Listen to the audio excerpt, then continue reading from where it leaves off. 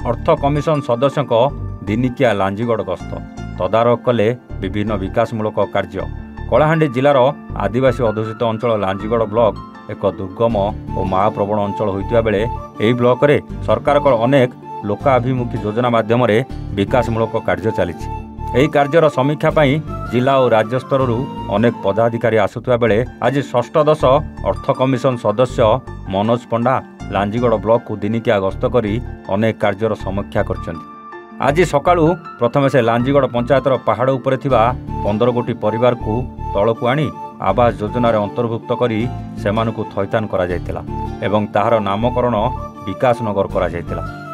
सेही विकास नगर परिदर्शन करी लोकंक सहित विभिन्न समस्या को नहीं आलोचना करथिले श्रीजुक्त पंडा। यापर कानकुटु पंचायत रे 16 गोटी परिवार को नहीं निर्माण होइतिबा आवास नगर को मध्य परिदर्शन करथिले। नियमगिरी पाददेशर थिबा महाप्रवण पंचायत त्रिलोचनपुर अधीनस्थ फुलुडु मेर को गस्त करी छेली हॉस्टेल परिदर्शन करी सेही अंचल सरकारी योजना केते फलप्रद होईची ताहा लोकंक पचारि बुझिथिले।